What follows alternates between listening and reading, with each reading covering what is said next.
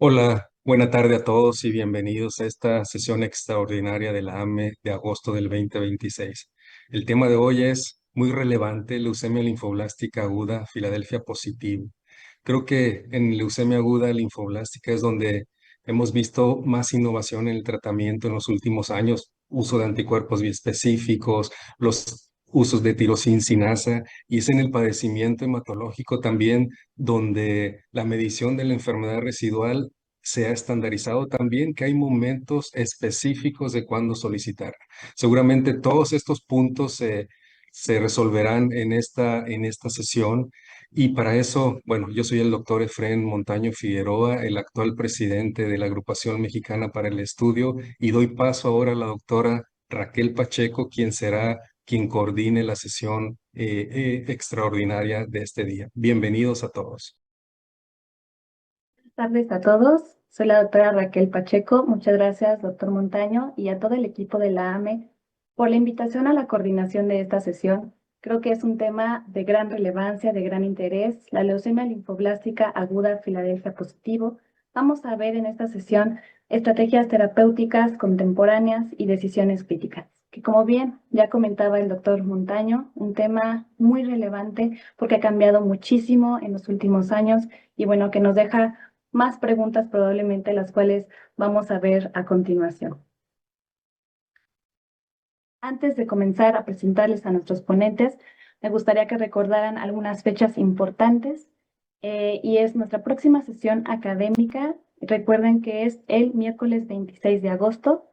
Veremos complicaciones hemorrágicas y coagulación intravascular diseminada en el paciente crítico. Y bueno, ya estamos en cuenta regresiva para el 67 Congreso Nacional de Hematología, el cual se llevará a cabo del 23 al 26 de septiembre en Nuevo León, Monterrey. Por lo tanto, no olviden save the date. Y bueno, ahora sí, es un gusto para mí presentarles al doctor Fausto Alfredo Ríos Solaís, quien nos va a presentar el tema de tratamiento inicial de la leucemia Filadelfia positivo. Él es médico internista y hematólogo en el Instituto Nacional de Ciencias Médicas y Nutrición Salvador Subirán. Actualmente funge como médico adscrito en la Clínica de Leucemias Agudas en este mismo instituto y cuenta con un gran interés en este tema de leucemias agudas, particularmente leucemia linfoblástica aguda y en el adulto. Cuenta además con publicaciones en revistas internacionales. Posteriormente continuaremos con el tema de enfermedad mínima residual y trasplante en LLA Filadelfia positivo, cuando es necesario y puede evitarse. Esto llevado a cabo por el doctor Rubén Solís Armenta, quien es médico adscrito de medicina interna, hematólogo, trasplante y terapia celular en hematos en el Hospital Puerta de Hierro Andares. Es subespecialista en hematología en el Instituto Nacional de Cancerología avalado por la UNAM.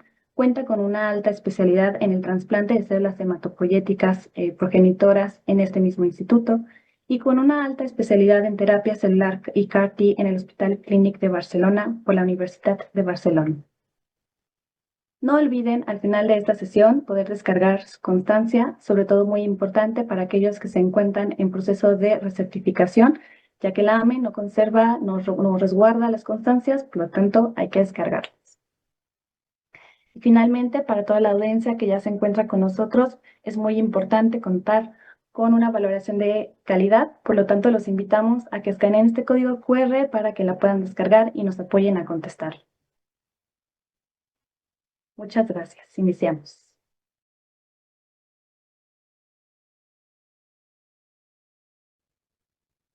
Hola, ¿qué tal? Buenas tardes a todos. Primero que nada, pues muchas gracias por la invitación a la mesa directiva de la AME para hablar pues de ese tema muy interesante para todos, que es el tratamiento inicial de la leucemia linfoblástica Filadelfia positivo. Y bueno, a manera de introducción, pues debemos recordar pues que la leucemia linfoblástica es una enfermedad muy heterogénea, ¿no? Y como ven ahí a la derecha en la gráfica, pues hay muchas alteraciones citogenéticas y rearreglos que nos permiten actualmente pues conocer un poco mejor a la enfermedad y que se distribuyen de acuerdo a la edad de los pacientes. Y pues bueno, recordando, la leucemia linfoblástica se caracteriza por la translocación 922, que esto pues resulta en el gel de fusión BCR-ABL, que pues actualmente define el subtipo más frecuente de leucemia linfoblástica. Y como podemos ver, pues son las barras de hasta abajo, que son como color café claro, café cobrizo, que la incidencia pues aumenta con la edad de leucemia linfoblástica Filadelfia positivo, llegando a ser hasta el 50% en mayores de 55 años, lo cual pues sí es muy relevante porque pues estos pacientes, como bien sabemos, toleran mucho menos la quimioterapia intensiva.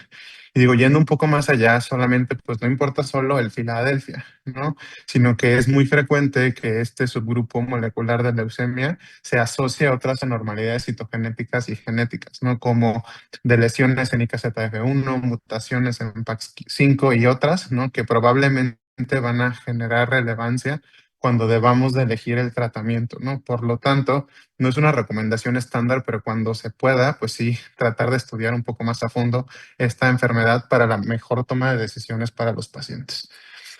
Y bueno, antes de comenzar, pues es importante reconocer pues que la leucemia linfoblástica Filadelfia positivo, pues su manejo ha cambiado a lo largo de los años, ¿no? Y esto se debe principalmente a dos puntos de inflexión que modificaron pues el pronóstico del tratamiento de esta enfermedad. Inicialmente, pues en el año 2000, pues con la introducción de los inhibidores de la tirosina sinasa, pues cambió el paradigma de esta enfermedad, porque antes, previamente, pues era prácticamente incurable, ¿no? Solo los pacientes que alcanzaban a llegar a trasplante podrían hablar de curación, ¿no? Y posteriormente, en 2017, con la introducción del blinatumomab, pues creo que fue un giro también muy importante para esta leucemia, porque pues más adelante pueden ver que podemos darnos cuenta que probablemente podamos tratar a esta enfermedad sin quimioterapia, ¿no? Entonces digo, esto se ve un poquito más claro en estas gráficas, ¿no? A la izquierda podemos ver pues las curvas de supervivencia del grupo italiano y a la derecha las curvas de supervivencia de el MD Anderson, que la verdad es que se ven muy similares, ¿no? Podemos ver que previo a la introducción de los inhibidores de tirosina sinasa, pues las supervivencias prácticamente a largo plazo eran menos del 20%, ¿no? Posteriormente, cuando se introdujo los inhibidores de tirosina sinasa y Matinib, pues sí mejoraron las supervivencias a largo plazo, sin embargo, pues no dejaba de ser un problema las recaídas y la supervivencia global, logrando curar probablemente con quimioterapia intensiva, imatinib y trasplante a la mitad de los pacientes. Sin embargo, gracias a la introducción pues, de los inhibidores de segunda y de tercera generación y posteriormente a blinatumomab, hoy por hoy pues el pronóstico ha cambiado, ¿no?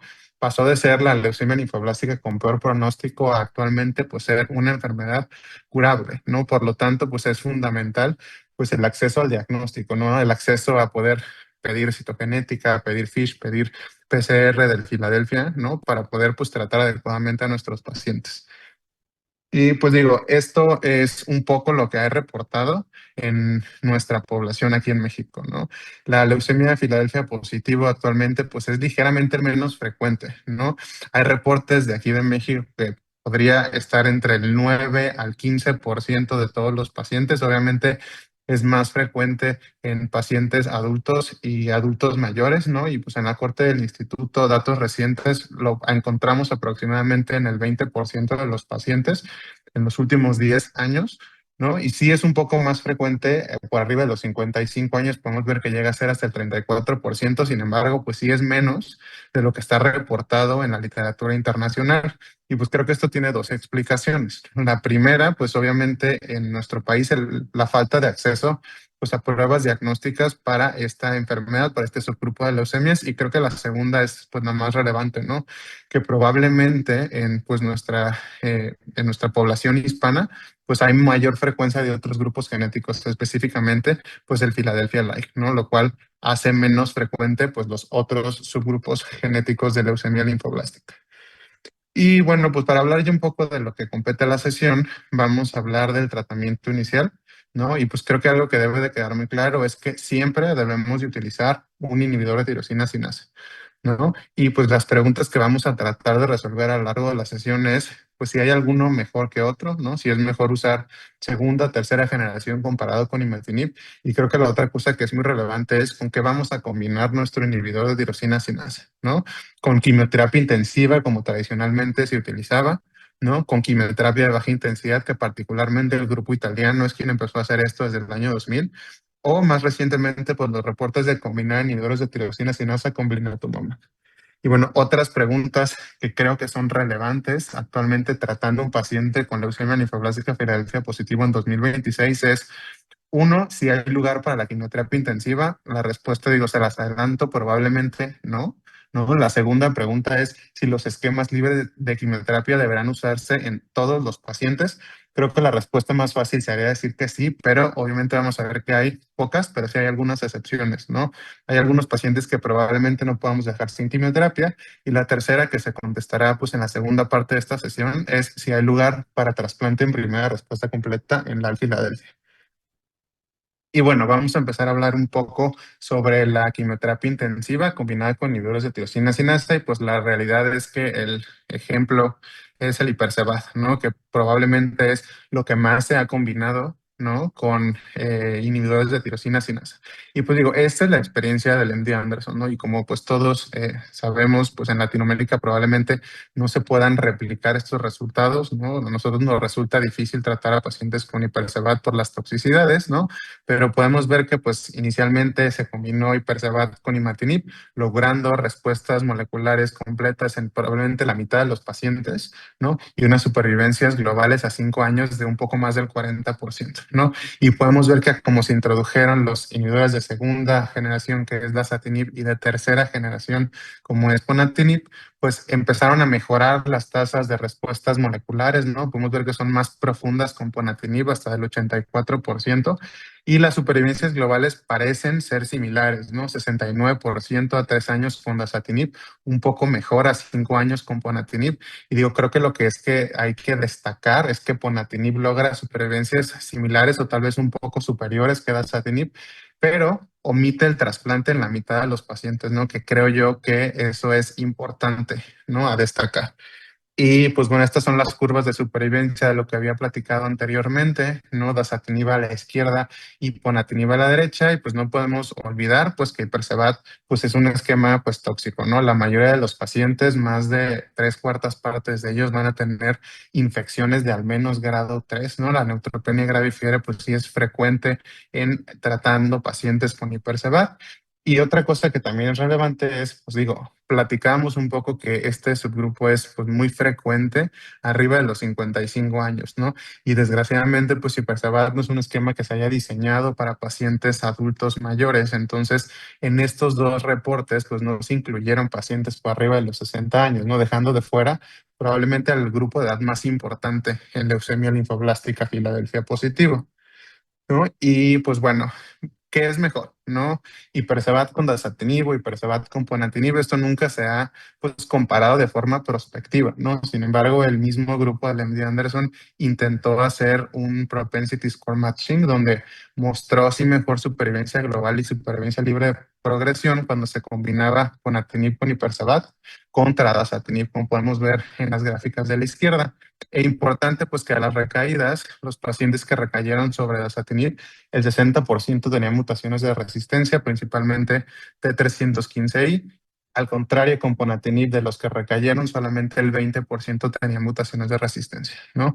No hay diferencia en las causas de muerte, pero sí ponatinib pues ofrece mejores tasas de residual negativa, mejores tasas de respuesta completa, de respuesta molecular mayor y de respuestas citogenéticas, por lo que pareciera que combinado con quimioterapia intensiva, ponatinib podría ser superior a dasatinib. Digo, esta es una comparación retrospectiva, pero es la mejor evidencia que tenemos, ¿no? Y bueno, yendo un poco más allá, ¿no? Como habíamos platicado, pues no solo el Filadelfia es importante, sí importa qué acompaña a Filadelfia, ¿no? Entonces, se hizo también este análisis retrospectivo en el MD Anderson, donde querían ver el análisis, digo, el impacto de la presencia de lesiones en IKZF1 y también pues en el impacto de IKZF1 Plus, que como recordamos es cuando hay una deleción de IKZF1 y se acompaña de PAX5 o de otras mutaciones, ¿no? Y podemos ver aquí que de manera general en los 100 pacientes tratados con Hipercevad e ITK, podemos ver que sí, los pacientes que tienen IKZF1 Plus son los que presentan una peor supervivencia global. Pero cuando se desglosa los pacientes tratados con ponatinib, que son las curvas de la izquierda, contra dasatinib, que son los de la curva de la derecha, pareciera que ponatinib podría mitigar el impacto pronóstico adverso de la lesión de IKZF1, ¿no? A diferencia de dasatinib a la derecha. Sin embargo, pues IKZF1 Plus le sigue yendo mal con ponatinib, ¿no? Entonces, pareciera que estas mutaciones acompañantes al Filadelfia, pues sí importan en la elección del inhibidor de tirosina sinasa, y pareciera que ponatinib, a ser un inhibidor de tercera generación, podría mitigar algunas de estas mutaciones, ¿no? Como la de lesión en IKZF1.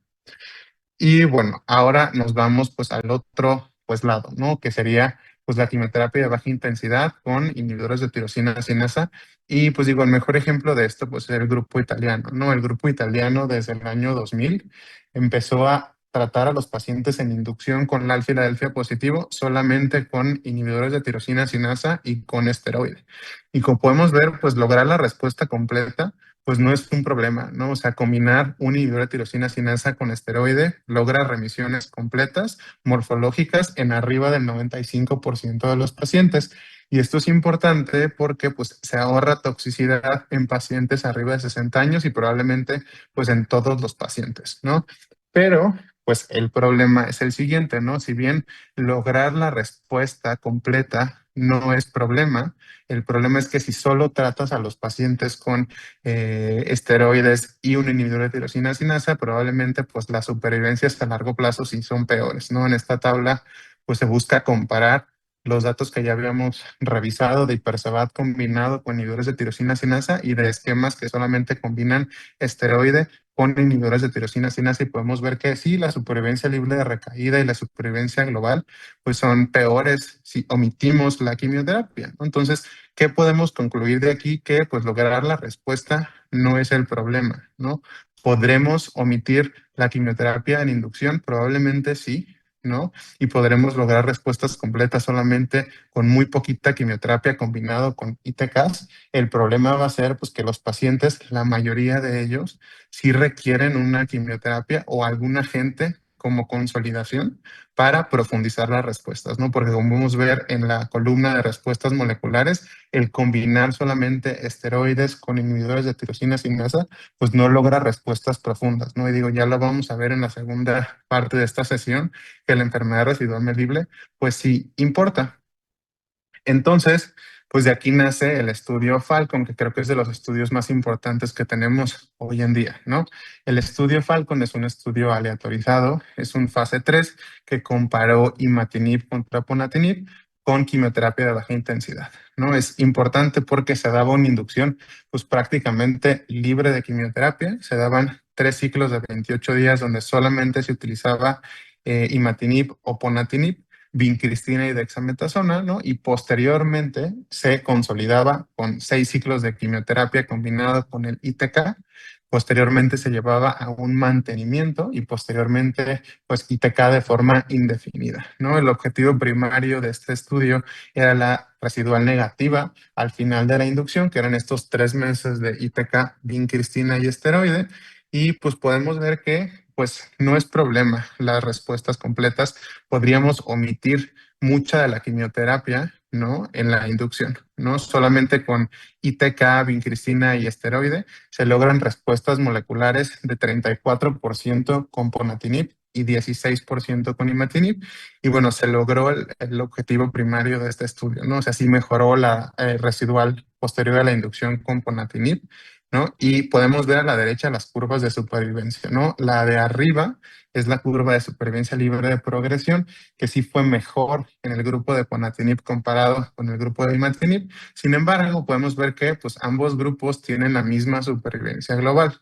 Esto pues probablemente tenga la explicación que pues, se podía haber un entrecruzamiento de brazos, ¿no? Si los pacientes fallaban a imatinib, podían ser cambiados a ponatinib. Y también importante, pues que a la recaída estos pacientes tenían acceso a blinatumomab o a otras terapias, ¿no? Lo cual puede explicar pues el excelente pronóstico de esta cohorte, ¿no? Que a 2 años pues está por arriba del 80%. Y este estudio creo que sí es relevante debido, a pesar de que no hubo diferencias en supervivencia global, pues sí logró que se aprobara apenas en 2024 ponatinib en primera línea para la Filadelfia positivo. Antes de esto no estaba aprobado.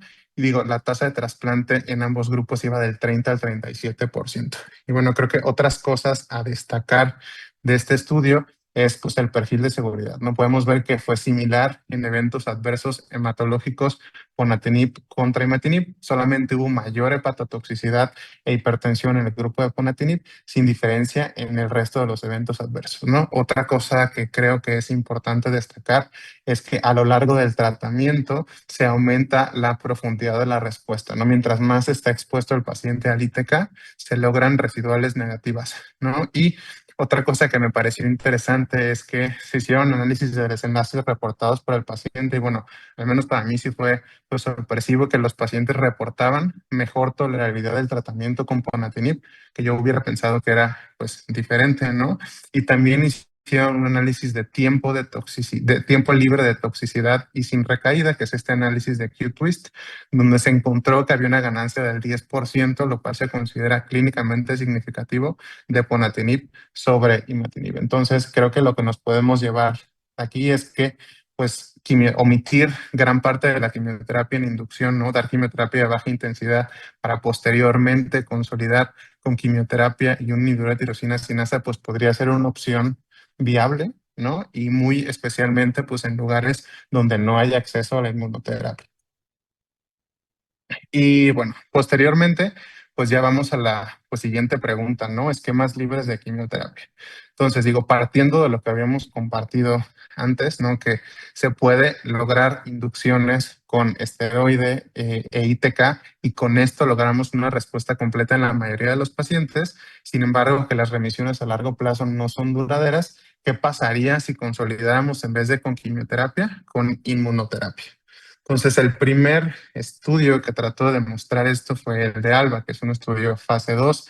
El primer reporte fue en 2020, donde podemos ver que pues, es un esquema totalmente libre de quimioterapia, ¿no? Se daba una inducción de aproximadamente 3 meses, donde solamente se utilizaba en el primer mes esteroide combinado con dasatinib. El resto de los 2 siguientes meses era solamente monoterapia con dasatinib y se consolidaba posteriormente con de 2 a 5 ciclos de 28 días de blinatumomab, con descanso de 2 semanas entre cada ciclo, ¿no? Y posteriormente, como terapia post-consolidación, digo, se dejaba a libertad del investigador, pero los pacientes seguían con dasatinib e iban a trasplante a discreción del médico tratante. Importante también, al utilizar esquemas libres de quimioterapia, pues son importantes las punciones lumbares. En este esquema se daban 12 punciones lumbares con quimioterapia intratecal y podemos ver que después de la inducción de 3 meses de prednisona y dasatinib, pues vemos que lo que habíamos visto en los estudios anteriores, ¿no? Se logran respuestas completas prácticamente de todos los pacientes, ¿no? Sin embargo, las respuestas moleculares eran apenas el 30% posterior a estos 3 meses, pero podemos ver que consolidando con blinatumomab, las respuestas moleculares aumentaban por arriba del 70%, lo cual pues lo hace un esquema atractivo, ¿no? Y podemos ver aquí que es el último seguimiento reportado, que es el seguimiento a 4 años del de ALBA, pues estas curvas que me parece que son muy importantes al tratar a estos pacientes, ¿no? Porque podemos ver que 3 de cada 4 pacientes 4 años del seguimiento, siguen vivos y en remisión, ¿no? Probablemente son curvas que nunca antes se habían visto en leucemia linfoplástica Filadelfia positivo comparado con lo que se veía antes cuando solamente se utilizaba quimioterapia. Y otra cosa a destacar, pues son, pues que es un esquema, la verdad es que muy seguro, ¿no? Son baja tasa de infecciones, baja tasa de neutropenia grave y fiebre, y también, pues al introducir blinatumomab en remisión, pues sí baja mucho la tasa de liberación de citocinas y de eventos adversos neurológicos, ¿no? Entonces, este fue el primer estudio que demostró que un esquema libre de quimioterapia logra remisiones sostenidas al combinar un inhibidor de segunda generación con inmunoterapia con blinatumomab. Y bueno, posteriormente se reportaron pues las recaídas, ¿no? Porque como podemos ver, pues sí recae el 25% de los pacientes. Y creo que aquí pues sí hay que detenernos a analizar qué es lo que está pasando, ¿no? Muy importante y pues aquí va empezando la importancia del sistema nervioso central, ¿no?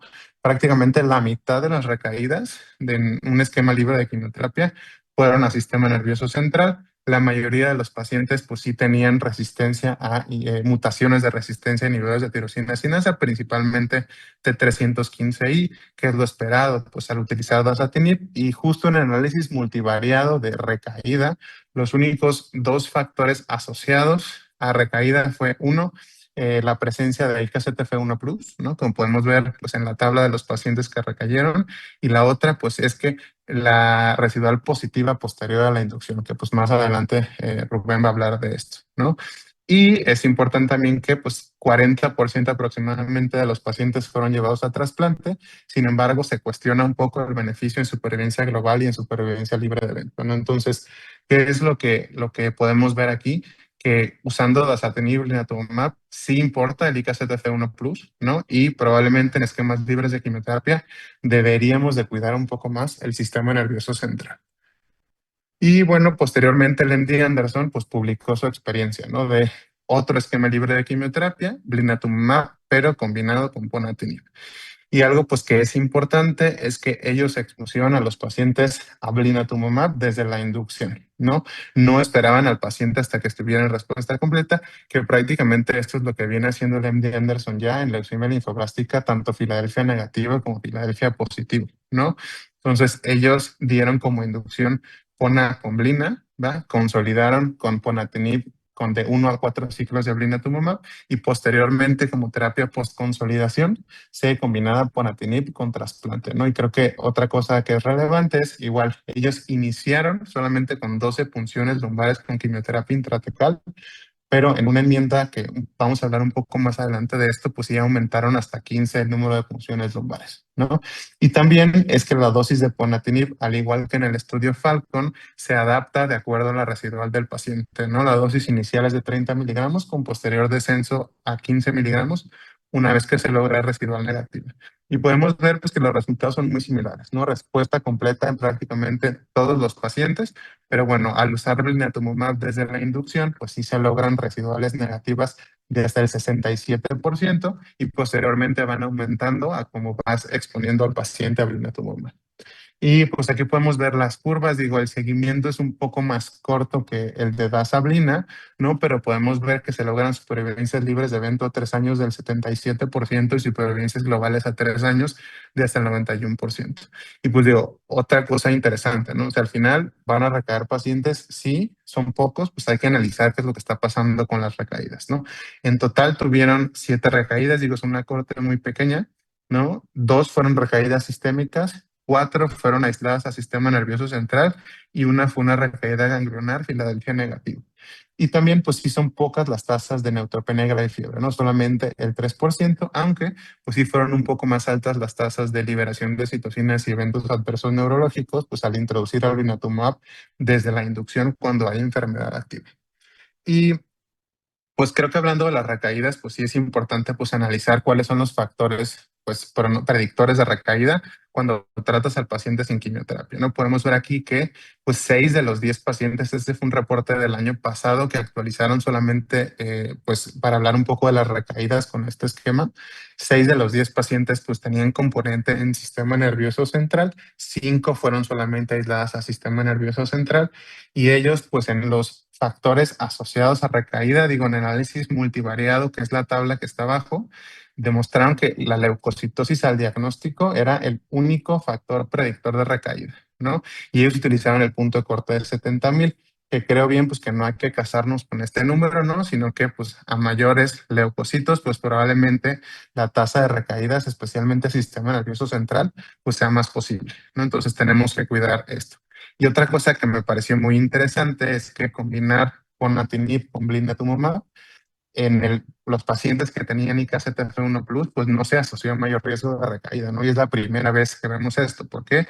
Porque dasa con blina e IKZF1 Plus, pues sí demostraba unas peores tasas de supervivencia libre de recaída a largo plazo, e Hipercevat con ponatinib y dasatinib también, ¿no? Entonces pareciera que la combinación de pona con blina es la mejor opción y especialmente en pacientes que tienen pues este IKZF1 Plus, ¿no? Y pues aquí un poco más de lo que platicábamos ahorita, ¿no? No hubo diferencia entre la presencia o ausencia de este fenotipo de IKZF1 Plus. Sin embargo, pues sí, las tasas de recaída en pacientes que tenían leucocitos arriba de 70,000 al diagnóstico, pues eran prácticamente del 50%, la mayoría al sistema nervioso central. Entonces, pues, ¿qué fue lo que se hizo, no? Cuando pues se dieron cuenta de esto, pues se hizo una enmienda, ¿no? Se aumentó el número de punciones lumbares de 12 a 15 en todos los pacientes. se añadió un curso de dosis altas de metotrexate y otro curso de dosis altas de citarabina en pacientes con leucocitosis al diagnóstico, que si bien pues esto no es una aleatorización, no quiere decir que pues estos pacientes ya no vayan a recaer al sistema nervioso central. Sin embargo, pues que probablemente tengamos que hacer algo diferente. No se sabe qué, ¿no? Pero para evitar que estos pacientes pues no recaigan al sistema nervioso central, probablemente pues dar quimio que penetre al sistema nervioso central pues suena razonable, ¿no? Y pues la conclusión creo más importante es que pues ponablina pareciera ser la mejor opción, especialmente pues en estos que tienen mutaciones y alteraciones de riesgo adverso. Y pues digo, no hay comparaciones pues cara a cara de quimioterapia con inhibidor de tirosina sinasa contra blinatumomab e inhibidores de tirosina sinasa. Igual MD Anderson una vez más intentó hacer un propensity score matching de sus pacientes tratados con hipercevat ponatinib y blinatumomab ponatinib. Pues creo que lo único que hay que destacar es que después del macheo, pues sí, los pacientes que fueron tratados con blinatumomab mostraban mejor supervivencia libre de progresión y mejor supervivencia global, ¿no? Y pues muy importante que del grupo de Hipercevat, 20% de los pacientes fueron al trasplante y solamente 3%, al menos en este propensity score matching, del grupo de Blina, ¿no? Por lo que probablemente el combinar Pona con Blina podría omitir el trasplante en la mayoría de los pacientes. Que bueno, de esto se va a hablar en la segunda parte de la sesión, ¿no? Otras cosas interesantes, pues que combinar Blina con Pona tiene menor incidencia acumulada de mortalidad no asociada a recaída, que digo, pues esto es un poco obvio. Sabemos que Hipercevat pues, es una quimioterapia muy tóxica, y también pues que el efecto de mejor supervivencia global y supervivencia libre de progresión era más marcado en pacientes menores de 60 años, ¿no? Y pues digo, ya para terminar, pues evidencia reciente sobre primera línea en la Filadelfia positivo, creo que pues tenemos estos 4 estudios y creo que es lo que viene un poco más adelante en el futuro, ¿no? Digo, el grupo italiano intentó y está haciendo un estudio aleatorizado. Se mostraron resultados preliminares en NASH el año pasado. Sin embargo, digo, creo yo que la comparación pues sí fue un poco injusta, ¿no? Ya que se combinó ponatinib con blina y el grupo control fue quimioterapia intensiva con imatinib, ¿no? Entonces, pues la realidad es que sí me parece una combinación pues un poco injusta, aunque pues probablemente vaya a ser lo que vaya a generar la aprobación de ponablina en primera línea para los pacientes con el Filadelfia positivo, ¿no? Pues sí hubo una mejoría en la supervivencia libre de evento, ¿no? Mejores respuestas completas posterior a la inducción, ¿no? Y mejores tasas de enfermedad residual negativa, ¿no? Otros estudios novedosos es combinar prednidasa y asciminib, ¿no? Es un estudio de un solo brazo con pocos pacientes, pero sí logra buenas supervivencias libres de progresión y supervivencia global a 2 años, ¿no? Otro estudio interesante que acaba de ser reportado es consolidar con CAR en primera línea, específicamente en adultos mayores con LAL. De estos, 6 pacientes eran Filadelfia positivo, y la verdad es que sí se ve muy impresionante que la supervivencia global a 1 año pues era del 100% en estos pacientes, ¿no? Y pues de nuevos inhibidores de tirosina sinasa tenemos olverembatinib, ¿no? Que combinado con quimioterapia de baja intensidad, pues logra respuestas completas, ¿no? Con residual negativa en más de la mitad de los pacientes. Y lo que me pareció interesante es que el 90% de los pacientes IKZF1 Plus lograron residual negativa, ¿no? Eran pocos pacientes, pero parece que este es un inhibidor potente igual que el ponatinib. Y pues digo, ya nada más para concluir contestando las preguntas que nos planteamos al inicio de la sesión. ¿Hay un inhibidor mejor que otro? Pues la realidad es que ponatinib pareciera ser el mejor, ¿no? Logra respuestas más profundas y parece contrarrestar grupos genómicos de alto riesgo. Probablemente en de lesión de IKZF1 y en IKZF1 Plus debemos priorizar ponatinib, sino probablemente pues en todos los pacientes, ¿no? Y combinado con qué, probablemente la mejor combinación que podemos dar es blinatumomab combinado con un inhibidor de segunda y tercera generación, ¿no? Esto logra mejores supervivencias globales, menores tasas de recaída y tiene un muy buen perfil de seguridad, ¿no? Y del resto de las preguntas que probablemente no tenemos todavía respuestas claras, ¿no? La primera, pues habíamos dicho que probablemente no hay lugar para la quimio intensiva, ¿no? Pero pues en escenarios como probablemente pasa en nuestro país, donde hay poco acceso a blinatumomab, pues si valdrá y será igual de bueno, pues secuenciar ¿no? Tratar pacientes en primera línea con quimio de baja intensidad y solamente utilizar blinatumomab en la recaída, pues la verdad es que no lo sabemos, ¿no? Esquemas libres de quimioterapia para todos, probablemente sí, ¿no? Y creo que una excepción, yo diría, pues es valorar el riesgo paciente a paciente de recaída sistema nervioso central, ¿no? Si son pacientes con leucocitosis al diagnóstico, probablemente pues dar 1 o 2 ciclos de quimioterapia que penetre el sistema nervioso central y aumentar el número de funciones lumbares, ¿no? Pero que esto se vaya a traducir en menores tasas de recaída, pues eso la realidad es que no lo sabemos, ¿no? Tampoco sabemos cuántos ciclos de blinatumomab son necesarios, ¿no? Los estudios dasablina y ponablina eran al menos 2, se podían dar hasta 5. Esta es una pregunta que no tiene respuesta ni en la Filadelfia positivo ni en la Filadelfia negativo, ¿no? Y pues también el utilizar estas terapias novedosas y terapias celulares, ¿no? Blina, trasplante, CAR, basado en enfermedad residual. Y pues creo que la pregunta importante también es cuándo suspender el ITK, ¿no? En algunos lugares lo hacen tras 5 años de respuestas moleculares completas, sin embargo, pues esto no ha sido estudiado de forma pues prospectiva, ¿no? Y pues digo, esto sería pues todo de mi parte y pues espero pues las preguntas en la sesión de preguntas y respuestas.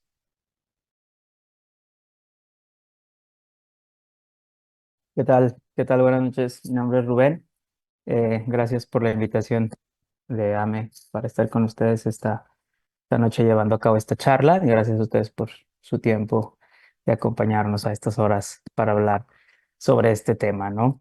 Y bueno, durante muchos años, pues diagnosticar leucemia linfoblástica Filadelfia positiva iba de la mano, era casi que un sinónimo de hacer un trasplante halogénico, ¿no? Sin embargo, actualmente, ya como vimos en la charla por Fausto, pues tenemos mucho arsenal en el cual la quimioterapia sistémica ya está bajando en cuanto a los pacientes que estamos dando y que también, pues, el hecho de contar con ITKs de segunda generación y con anticuerpos biespecíficos, en particular el blinatumomab, pues nos da a pensar en que este paradigma de fila positivo igual a trasplante, pues ya se pone en duda, ¿no?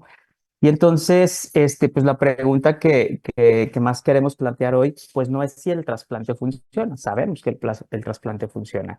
La pregunta es más bien en qué pacientes hay un beneficio en este contexto de la fila positivo de ofrecer un trasplante, ¿no?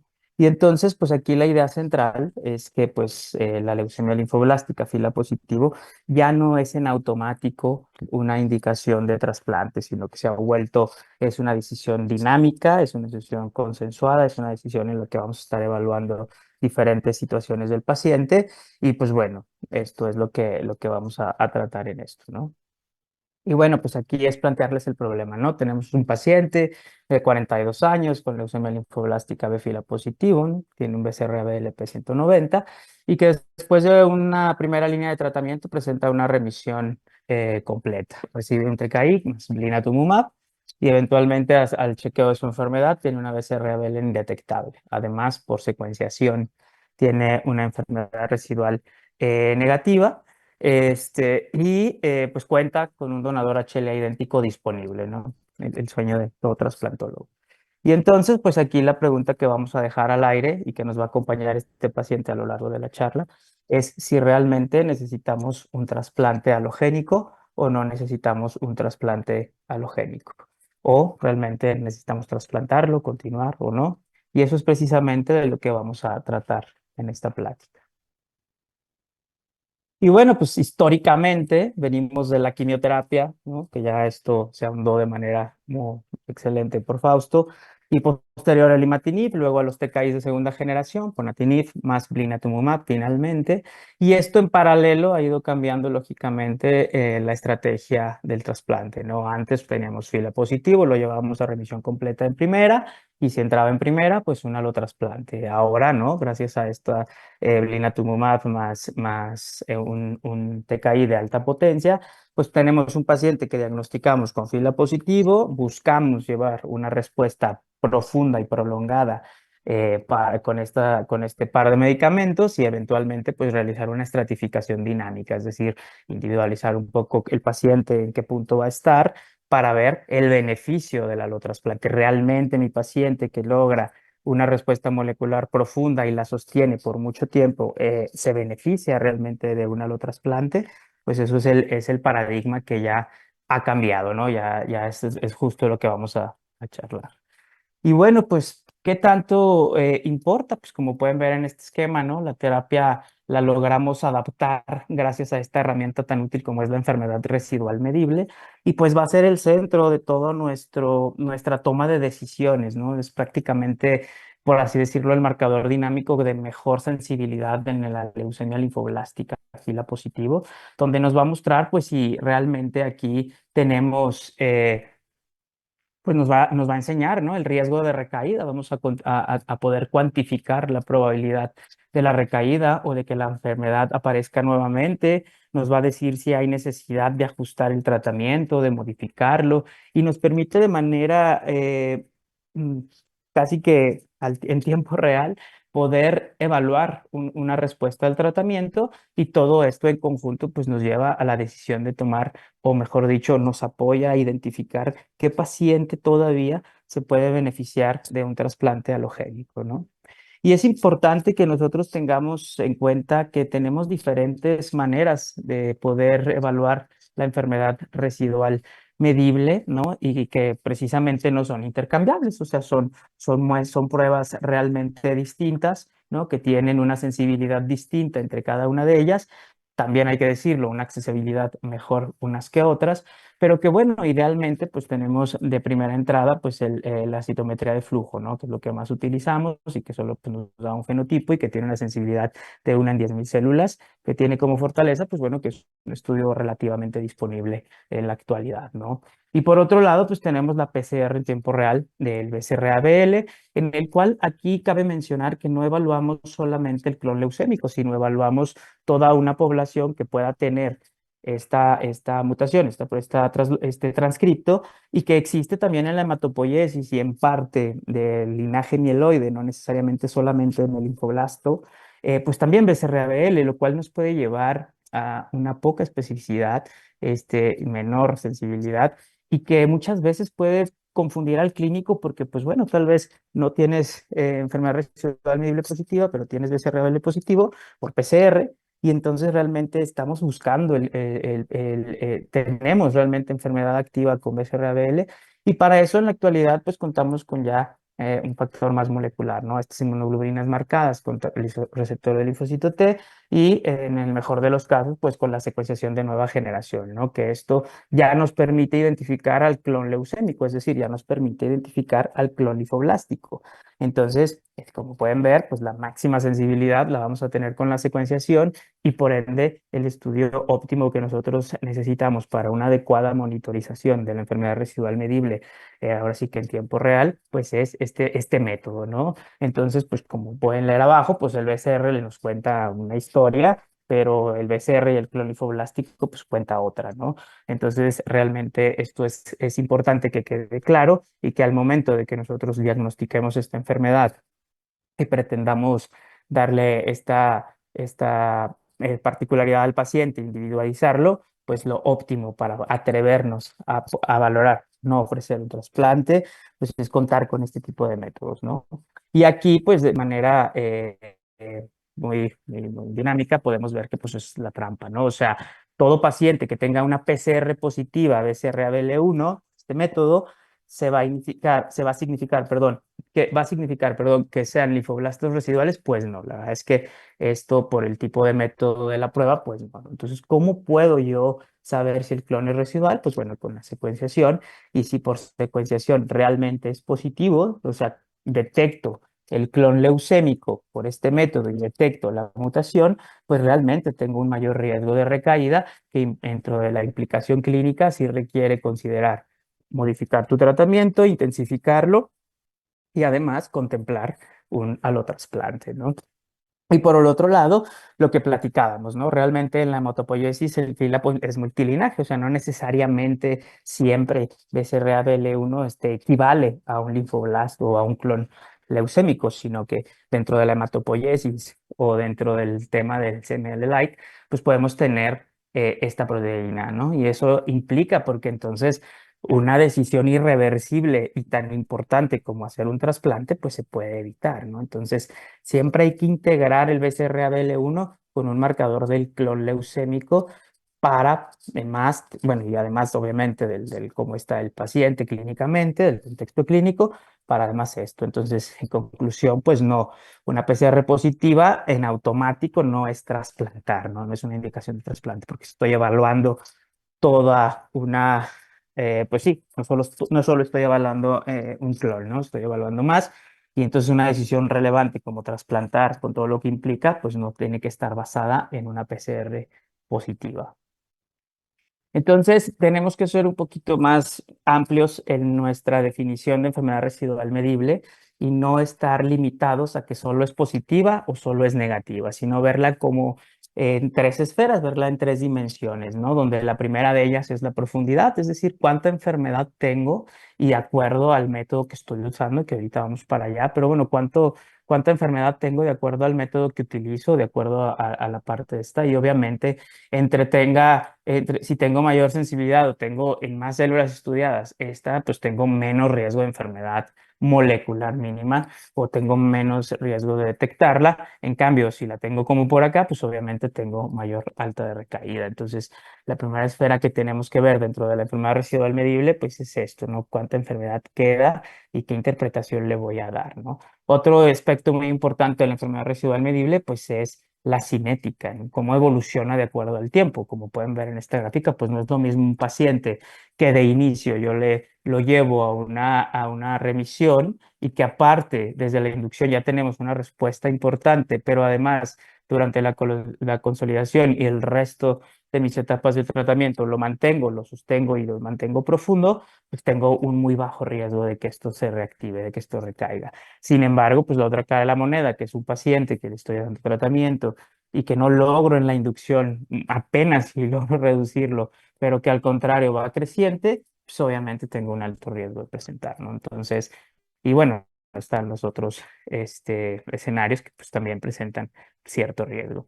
Y la tercera dimensión, o la tercera esfera con la que podemos evaluar o podemos estar observando nuestra enfermedad residual medible es el método, ¿no? Que ya hace un par de diapos lo explicamos, donde pues, si es por citometría de flujo, pues va a tener cierta traducción. En cambio, si nos vamos hasta acá, pues vamos a tener una máxima sensibilidad.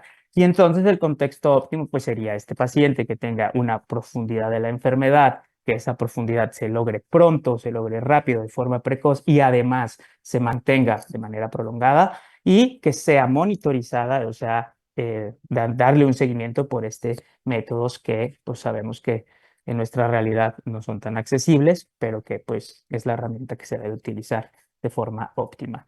Entonces, la enfermedad residual medible pues no es nada más una fotografía o un resultado que dice estoy positiva, estoy negativa, es más bien una trayectoria, ¿no? Es más bien algo que es dinámico y que va avanzando y que obviamente la tendencia pues supera un resultado aislado. O sea, si la tendencia de mi enfermedad residual medible va hacia estar profunda y sostenida o va hacia estar lenta o persistente, pues bueno, ya tengo yo una manera de interpretar a mi paciente y además de tener en qué rubro lo voy a colocar, si es prudente ofrecer un trasplante o no en este caso, o indicado, mejor dicho. Y entonces, pues vamos a poner el trasplante en su lugar, ¿no? O sea, realmente el trasplante, pues tiene indicaciones o tiene ventajas muy estudiadas, muy precisas, la cual principalmente es el efecto, perdón, injerto contra leucemia, pero pues también la factura es alta, ¿no? El precio que pagamos por un trasplante, pues es presentar una mortalidad no relacionada con la recaída de manera significativa, regalarle o cambiarle una enfermedad por otra con una enfermedad como la enfermedad de ingesto contra receptor o incluso pues infecciones graves. Sin embargo, tenemos que ver aquí que cuando vamos a ofrecer el trasplante, realmente cuando lo justifiquemos, cuando realmente dar el trasplante de manera importante reduzca el riesgo de recaída y que a pesar de los riesgos que tiene ya bien estudiados y que están aquí, pues es mayor el beneficio. Sin embargo, si no logro justificarlo y la recaída es un poco más evitable con estos nuevos fármacos y ahí va a seguir totalmente el riesgo, pues tendríamos que replantearlo, ¿no? Entonces, en la actualidad el objetivo no es trasplantar, no estar ahí, ver a quién trasplantes. El objetivo es llevar a nuestro paciente a la respuesta completa o a la potencial curación. Y la manera, pues a veces no va a ser el trasplante, van a ser estas nuevas estrategias que podemos llevar. Entonces, el objetivo que uno se tiene que plantear cuando ve estos casos es no el trasplante en automático, es llevar a tu paciente, es ver a tu paciente y llevarlo a la respuesta completa. Y entonces, pues aquí cambia un poco la ecuación, ¿no? Aquí ya vemos si profundizando o si llevando a un paciente a una respuesta molecular indetectable, pues obviamente la ecuación cambia y vamos a tener que ante la mínima carga leucémica o de manera indetectable, pues hay un riesgo reducido de manera importante de la recaída y esto es igual a que el beneficio del paciente, del trasplante pues no existe, ¿no? En estos pacientes.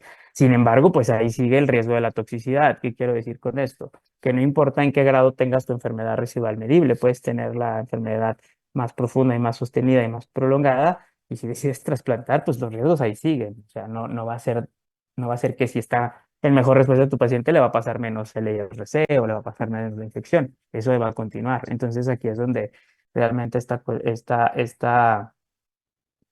ecuación pues cobra sentido, ¿no? Entonces, pues en estos pacientes en los que llegamos a esto, pues sí nos podemos replantear si lo necesitamos. Y el estudio que ya se mencionó de manera muy amplia en la charla previa, si es en repetitivo, pues es el estudio de ALBA, ¿no? Que ellos ya demostraron de manera un poquito más objetiva y vieron que clínicamente es posible no dar un trasplante, ¿no? ¿Qué hicieron ellos? Pues bueno, a grandes rasgos, como vimos, pues ya dan una inducción con esteroide, con dasatinib, seguido de blinatumomab y posteriormente una estrategia individualizada. Lograron supervivencia global del 80%, casi un 76% de supervivencia libre de enfermedad y eventos libres, pues bueno, tuvimos un 74% con una mediana de tiempo de 53 meses. Este realmente es lo que plantea, si realmente, como pueden ver, pues bueno, de esta gran cantidad de los pacientes, pues no recibieron ni quimioterapia intensiva ni recibieron trasplante. Y además, también un buen número de pacientes, pues presentaron una respuesta completa, una remisión completa hematológica prolongada, ¿no? Entonces, esto realmente es lo que puso en boga este paradigma, fue lo que ya nos hizo replantearnos si realmente el trasplante es una necesidad en la época actual con estas medidas terapéuticas, ¿no? Pero también, pues también lo platicamos y también Fausto lo mencionó, pues bueno, no todo es la enfermedad residual medible. No es que la enfermedad residual medible, aunque es la protagonista de la charla y es la que nos centra para decidir este dinamismo que vamos a realizar para evaluar si requiere un trasplante o no, pero no va sola, ¿no? O sea, y no está peleada una con la otra. Es decir, la enfermedad residual medible debe también tomarse en cuenta el perfil genético, ¿no? O sea, el perfil genético me dice a mí cómo nos va a ir con la enfermedad, las características que tiene la enfermedad, pero la enfermedad residual medible en tiempo real me está diciendo el comportamiento al tratamiento de la enfermedad. Entonces son dos esferas que hay que tener muy en cuenta y que de Alba demostró que el KZF1 Plus pues sí presentó un riesgo menos o es una biología desfavorable en el contexto de fila positivo, ¿no? Y entonces podemos plantear que tenemos dos pacientes, ¿no? Este paciente que tiene una enfermedad residual medible no detectable y que la sostiene y que lo sostiene por un tiempo prolongado y que además pues no tiene una genética o una biología de alto riesgo, ¿no? Que tiene una biología favorable y entonces este paciente en riesgo bajo pues podemos plantearnos no ofrecer un trasplante y continuar sobre esta misma línea. Sin embargo, en el paciente que tenemos igual una enfermedad residual medible, negativa, profunda, sostenida, pero que sí contamos en particular con IKZF1 Plus o alguna alteración más de mal pronóstico, pues bueno, el riesgo de recaída va a estar latente. Y aquí es donde el toque fino del hematólogo, y si es trasplantólogo, pues va a estar muy bien utilizado porque pues aquí es un poquito más esta conducta de individualizar, ¿no? ¿Qué tan cómodo me siento? ¿Qué tanto puedo yo monitorizar a este paciente con secuenciación? ¿Qué tanto puedo llevar a cabo una vigilancia muy estricta de la enfermedad residual medible por el mismo método? Y si no lo puedo hacer, si no estoy cómodo y me sigue generando problema este tipo de mutaciones, pues entonces sí tendríamos que plantearnos evaluar un trasplante halogénico, ¿no? Y bueno, pues bueno, el grupo de los tejanos pues hicieron este estudio, ¿no? Que funciona muy bien allá, con todo lo que hacen allá. Pero bueno, este nos plantea si podemos profundizar más la respuesta, ¿no? Entonces ellos pues ponen un ITK más potente al previo y sí demuestran unos resultados bastante buenos, donde aquí pues lo que destaca es que aquí pues prácticamente la inyección no existe separada, ¿no? Va el biespecífico junto con el PONA y posteriormente nos llevamos al mantenimiento.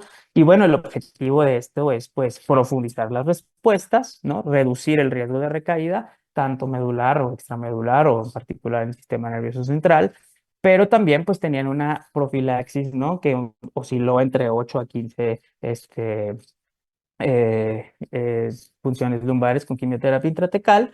Y bueno, en este sentido, pues sí genera bastante resultados bastante imponentes que pueden, sí poder, que tú como trasplantólogo sí te replantees que realmente pues está impactando este estudio en decidir que el trasplante pues ya no va en automático, ¿no?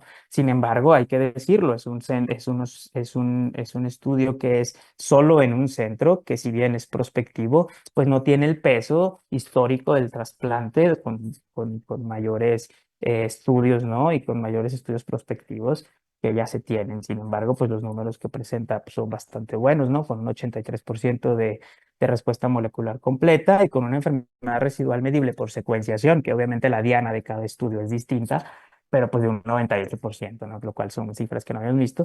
Y algo también que destaca de este estudio, pues es la rapidez con la que llevo a un paciente a una respuesta. O sea, después de del primer curso, del primer ciclo, lograban, desde el punto de vista de la respuesta molecular y dentro de la residual medible, pues casi la mitad tenía una manera indetectable después del primer ciclo, ¿no? Entonces, resultados como esto, pues son los que soportan que este paradigma automático de fila igual a trasplante, pues no, ya no esté, ¿no?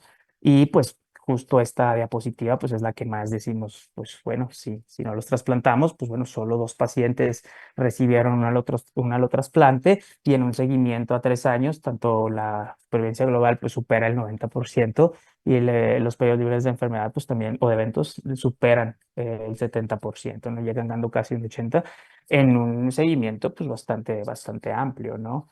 Lo que sí también destaca este estudio y que también se mencionó de manera particular es que, bueno, las recaídas al sistema nervioso central aisladas, pues ahí están, ¿no? Sigue siendo un problema y sigue siendo un punto de ataque, el sitio santuario de este tipo de enfermedad. Y en este sentido sabemos que la quimioterapia sistémica, pues sí tiene cierta ventaja sobre esto con el costo de la toxicidad y que igualmente, como pueden ver, pues el hecho de haber hecho esta estrategia, pues no es nada más un requisito del trial, ¿no? Es realmente una estrategia que va puntualmente a estas complicaciones, ¿no? Entonces, pues cuando sí puedo considerar un trasplante en un paciente en respuesta, en primera remisión completa con leucemia linfoblástica, ¿sí?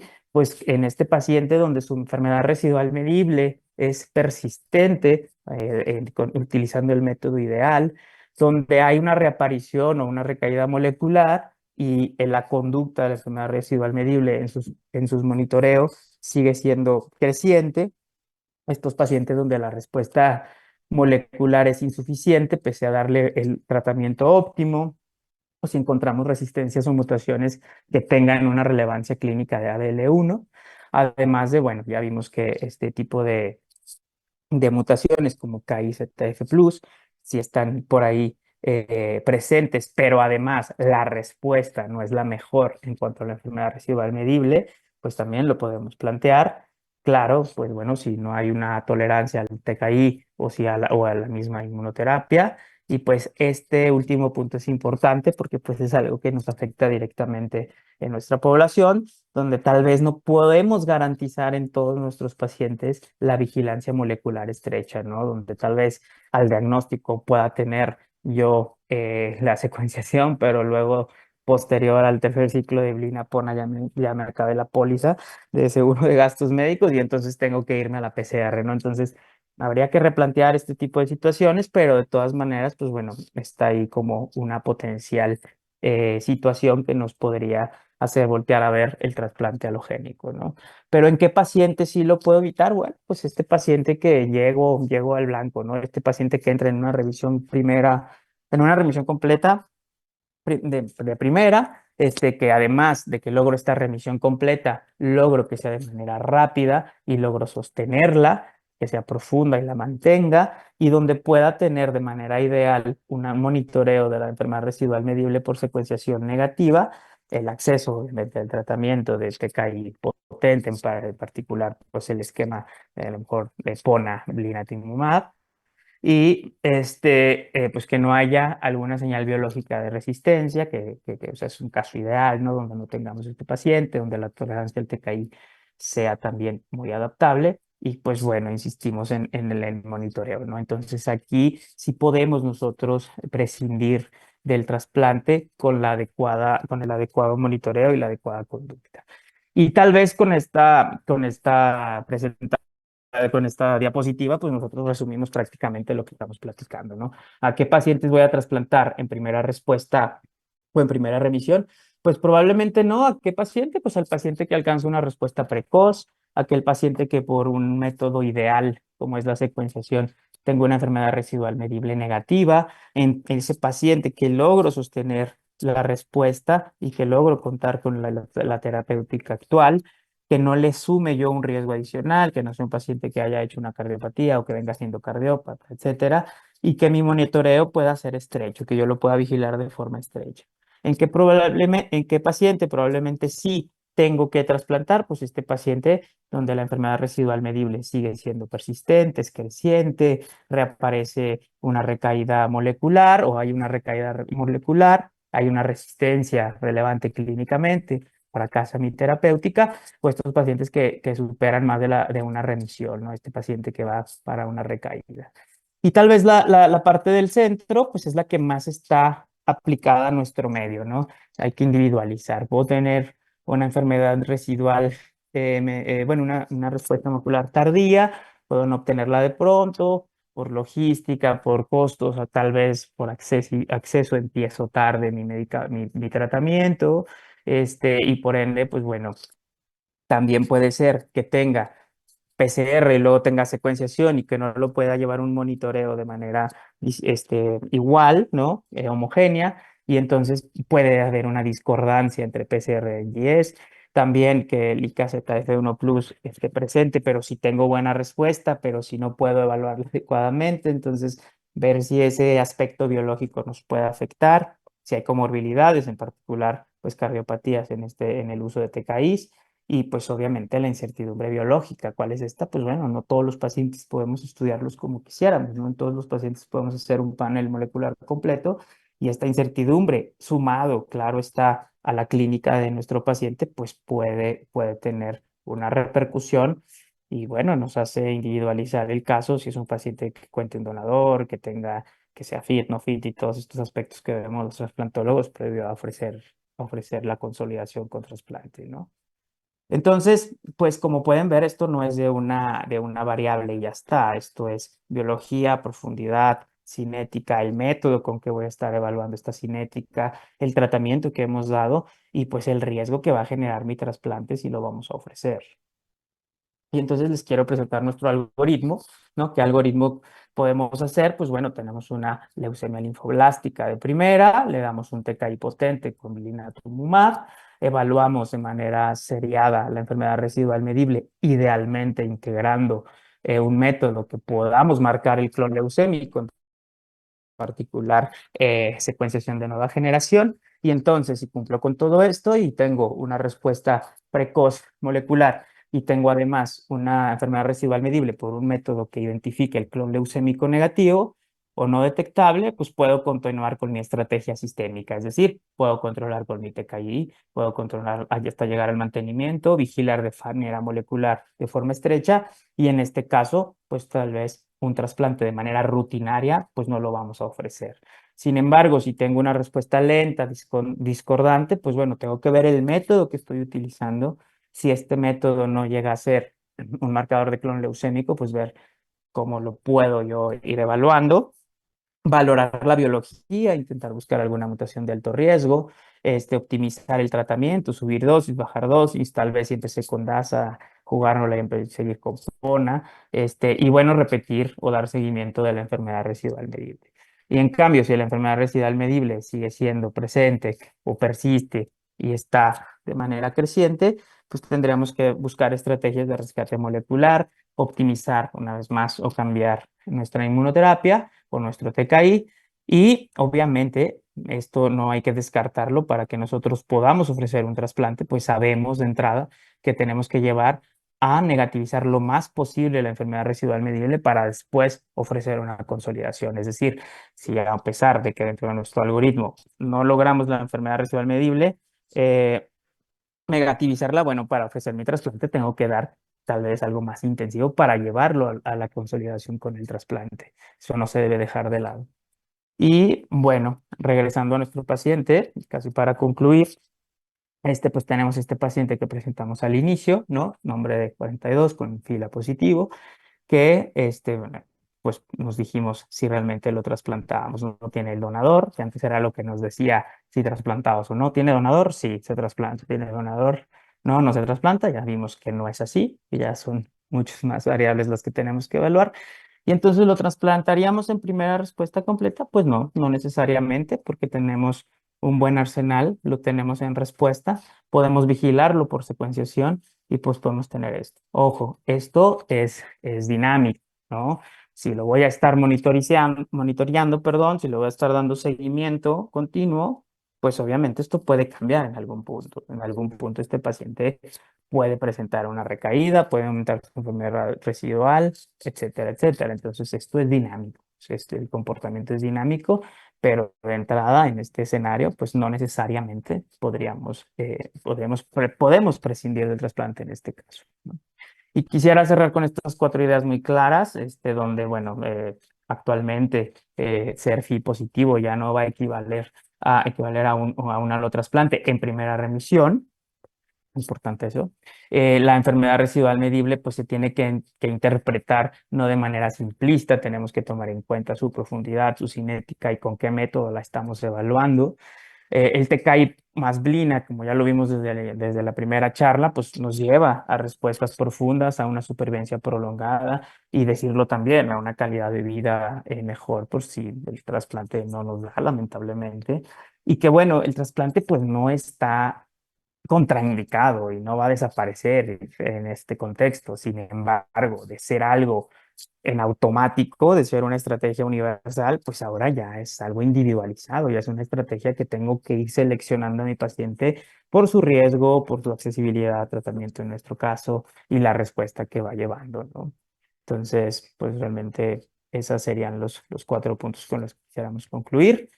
Y pues bueno, si tienen alguna duda o algo, pues ahorita sigue la sesión. Y si no, pues ahí está el QR y nos pueden escribir cualquier cosa. Muchas gracias.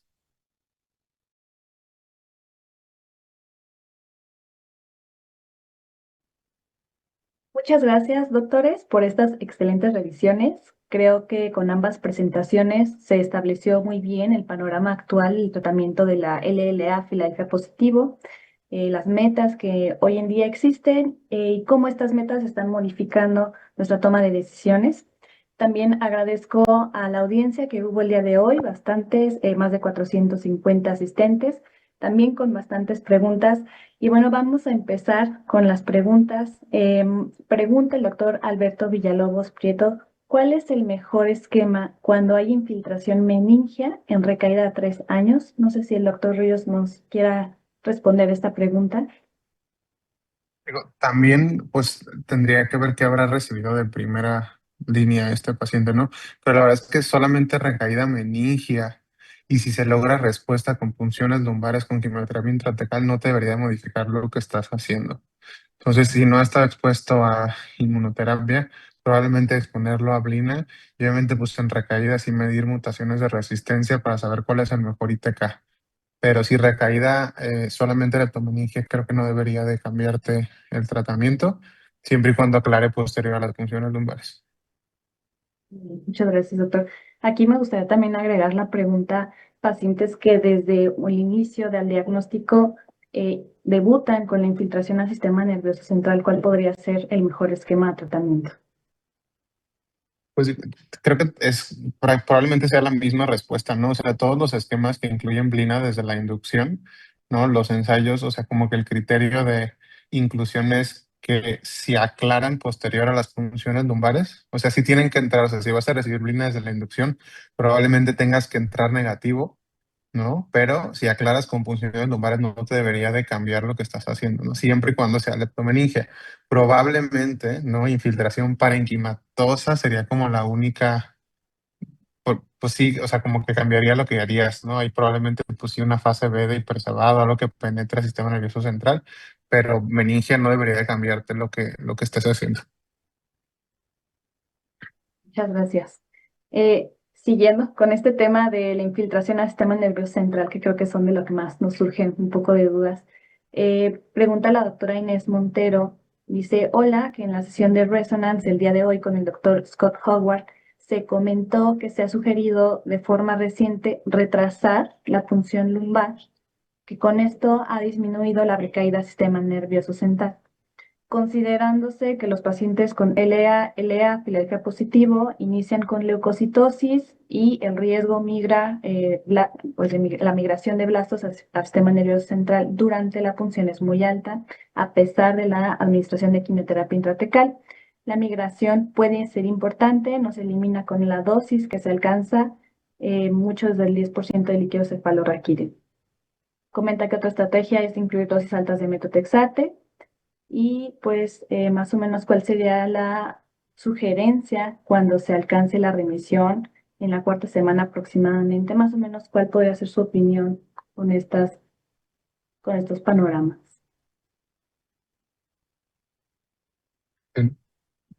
Pues digo, creo yo que es medio controversial eso de que la punción lumbar te haga que infiltres al sistema nervioso.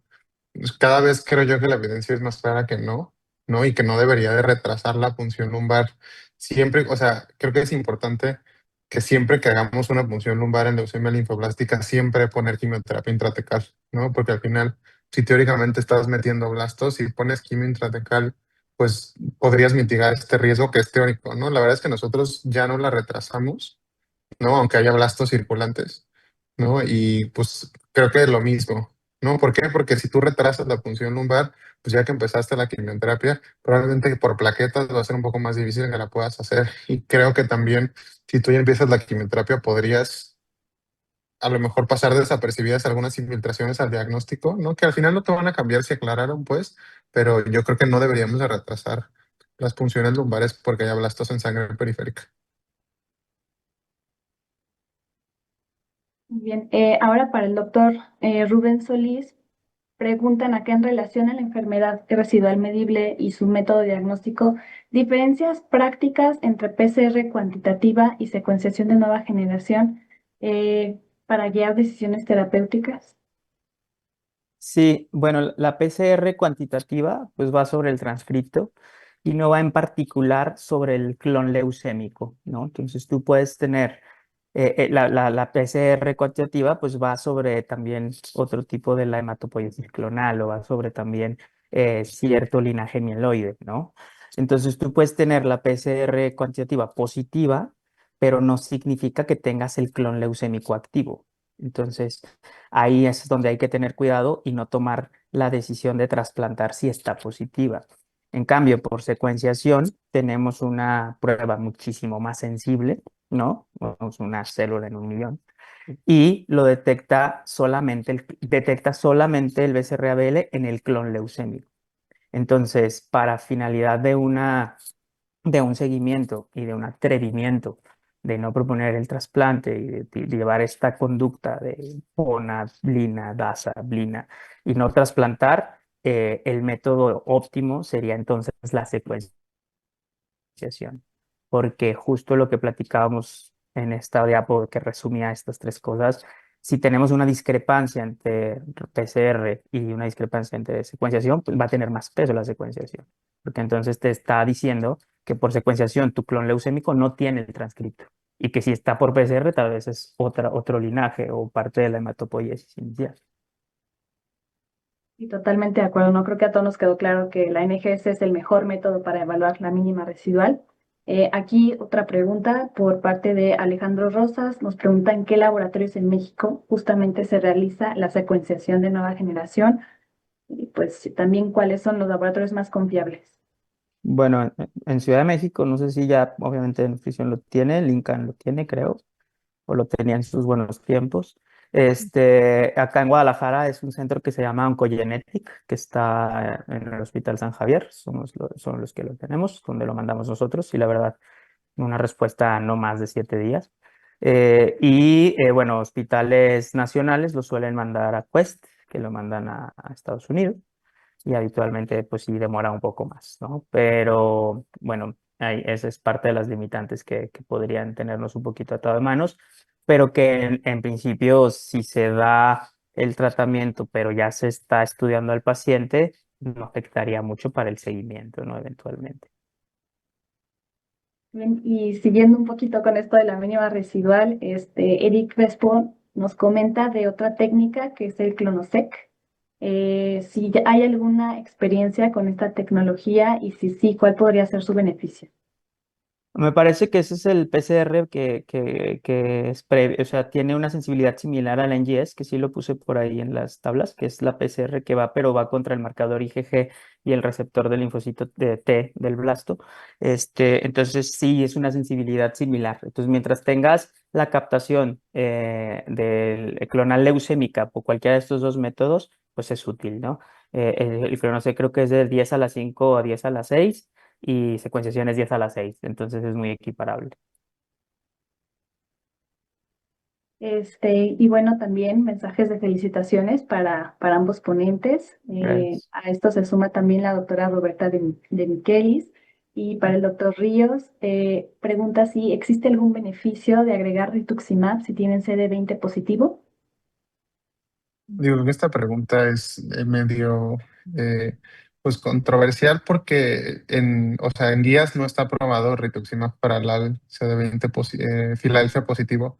No, o sea, la mayoría de los ensayos solo incluyó a pacientes CD20 negativo y es donde se ha visto el beneficio, ¿no? Entonces, como que aprobado por FDA no está.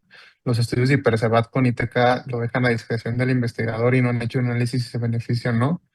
Hace unos años hicimos un análisis retrospectivo y parece que sí logra respuestas más profundas. Entonces, probablemente en combinación con quimio, pues si se tiene disponible, probablemente sea una buena idea utilizarlo, ¿no? Y lo que sí no se sabe, la verdad, es que pues, si combinarlo con Blina y TK, pues ahí sí no hay evidencia, ¿no? Entonces, probablemente es una buena idea si vas a usar quimioterapia. Muchas gracias, doctores. La verdad es que todavía hay muchas preguntas más. Creo que las preguntas van más alrededor justo de la implicación al sistema nervioso central. Si todavía queda algunos pacientes que sean candidatos a quimioterapia intensiva y sobre todo proponen estos pacientes que debutan con mucha hiperleucocitosis y que pues tardamos a veces tener también el diagnóstico de que son Filadelfia positivos y muchas veces se inicia de entrada con un tratamiento de quimioterapia intensiva. Entonces creo que son los escenarios más comunes en los que pues se quedan, ¿no? Estos esquemas ya. No sé si nos puedan compartir algo más de su experiencia. Y probablemente es difícil, ¿no? O sea, el grupo italiano lo que recomienda es una ventana de 7 días, que todo es una prefase con esteroide, pero probablemente pues no es muy factible tener un PCR de Filadelfia a los 7 días, ¿no? Lo que nosotros normalmente hacemos, ¿no? Es, pues si es un paciente joven que su probabilidad de ser Filadelfia pues, es relativamente baja, ¿no? Iniciamos el esquema pediátrico, ¿no? Y en cuanto sepamos el Filadelfia, pues omitimos la quimio y lo cambiamos a algo de baja intensidad e introducimos el ITK, ¿no? Si son adultos mayores, generalmente arriba de los 60, 65 años, ¿no?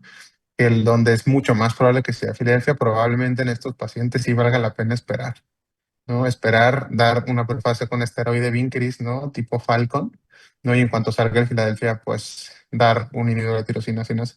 Pero si en los jóvenes que si ya empezaste, pues la realidad es que los cambiamos y suspendemos toda la quimioterapia. Doctor Ríos, y bueno, también con su plática quedó más que claro que el Ponatinib viene siendo el TKI, ¿no? Que a todos nos gustaría de entrada, a todos los pacientes.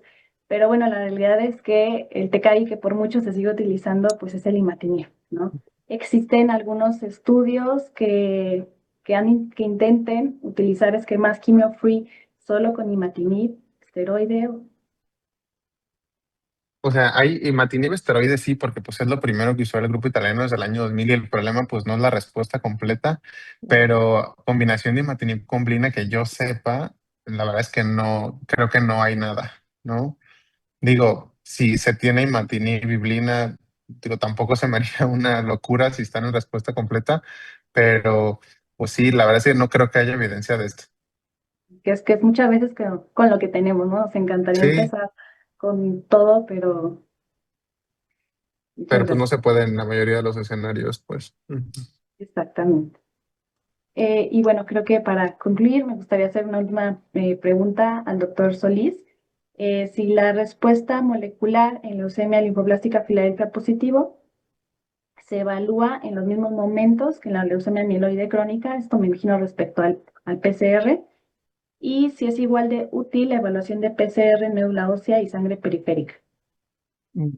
Sí, sí, la utilidad pues es la misma en cuanto a PCR, ¿no? Obviamente al diagnóstico sobre todo más, ¿no? Que es donde está más explosiva y al monitoreo pues puede ser, de hecho hay mucha, por ejemplo en crónica el seguimiento es por sangre periférica, ya no se hacen aspirados continuos. Equiparable no, obviamente pues nosotros en la FI positiva, en la linfoblástica, pues tenemos que tener un monitoreo más apegado, ¿no? Porque pues sí, como pudimos ver, esto es muy dinámico, ¿no? Entonces habitualmente, por ejemplo, en el esquema del MD Anderson, pues que tenemos que acababan un ciclo y evaluaban enfermedad, ¿no? Tal vez en mieloide crónica esto es más permisivo a temporalidad, ¿no? Entonces este paciente que ya no tiene esta neutrofilia y todo esto, y entonces ya lo vas dando medio por hecho. Entonces, puedes permitirte ser un poquito más relajado en el monitoreo, ¿no? En cuanto a PCR, y pues insistir que si la PCR es positiva en el contexto de FIT positivo en linfoblástica, no es sinónimo de ya me recayó, ya lo voy a trasplantar en cuanto a PCR, ¿no? Porque, insisto, no estamos viendo el clon leucémico. Entonces, que te salga positiva no va a determinar tu conducta si ya te recayó o no. Pero si tienes esta PCR positiva, porque es lo que tienes acceso, pero que al diagnóstico pudiste estudiar una mutación biológica de alto riesgo, como esta que se menciona en el estudio italiano, ¿no? Que estuvo impactando en el café y KZF+. Pues obviamente entonces ya te queda esta inquietud donde individualizas, ¿no? Entonces, si tu paciente tiene un donador, tienes esta inquietud, no puedes llevar una monitorización porque solo tienes PCR, tienes marcadores biológicos de riesgo adverso, pues sí, el trasplante puede ser una opción de consolidación siempre y cuando la enfermedad residual medible esté lo más mínima posible, porque el criterio es el mismo para trasplantar en el contexto de linfoblástica, ¿no? Muy bien, muchas gracias. Creo que en ese Ujú. caso, como bien dices, un PCR positivo, el siguiente paso a hacer sería buscar un método más sensible, ¿no? Que nos hable de la clona, en este caso, pues la Claro. NGS, ¿no? Buscar hacerla. Ujú. Y la clínica tal vez, ¿no? Porque sabemos que pues no todo el mundo tenemos la NGS a la vuelta, ¿no? Pero si es un paciente que clínicamente tal vez trae algunos síntomas generales, qué sé yo, y además tienes una biometría ahí que te mete dudas, una trombocitopenia tal vez no que requiera transfusión, pero que esté ahí renuente a esto, pues entonces sí plantearte contemplar una consolidación más intensiva como un trasplante, ¿no? Bien, pues muchas gracias. Les agradezco a todos su asistencia a esta sesión. La verdad es que de gran interés, como dijimos al inicio, y creo que a pesar de la gran revisión, nos siguen quedando dudas, sigue habiendo muchas inquietudes y la verdad es que, al contrario, muchas gracias por todos, por su participación, por todas estas preguntas que nos enriquecen muchísimo y que nos motivan además a seguir aquí también, ¿no? Pues buenas noches a todos. Gracias, doctora. Buenas Buenas noches. noches, Gracias a gracias. todos.